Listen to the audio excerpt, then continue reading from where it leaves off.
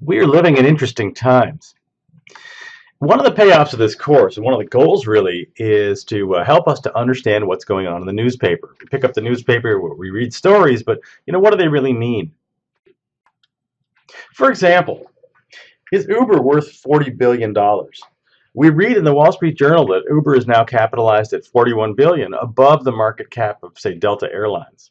Is that really sustainable? Is that sensible?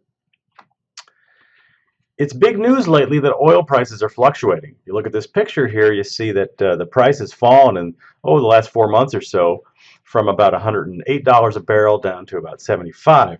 And this has had all kinds of interesting implications. Maybe we can get some insight into why this is happening and what it means in this course. It's exciting news in some quarters of the economy that Taylor Swift has withdrawn her music from Spotify. There we see a picture of Taylor waving goodbye to Spotify on the right. It is interesting news to an industry that's just been rocked by all kinds of changes, pardon the bad pun.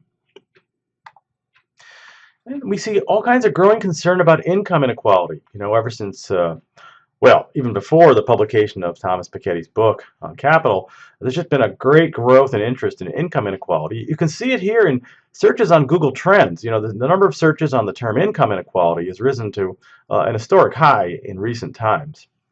So we'll talk a bit about this in the course. It's not a big topic, but it is an interesting one. Then there are a few topics in the news lately that are kind of important close to home. One is the medical device tax, which has been implemented as part of the Affordable Care Act. Some people view it as a terrible job killer. Others think of it as innocuous. We'll learn something about how to think about this tax in this course. Another story of interest close to home is that Post is eating Mom Brands for breakfast. Sorry again for another bad pun, but one cereal manufacturer, Post, has proposed to acquire Mom Brands, the firm that makes these look-alike bagged cereals that are shown on the right here.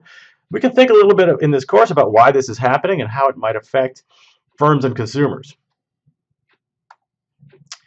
One last question of interest of late has been the question of whether liquor stores should be open on Sundays.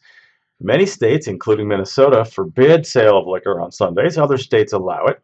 We'll be able to think a bit about this question in this course, which has again been in the news recently.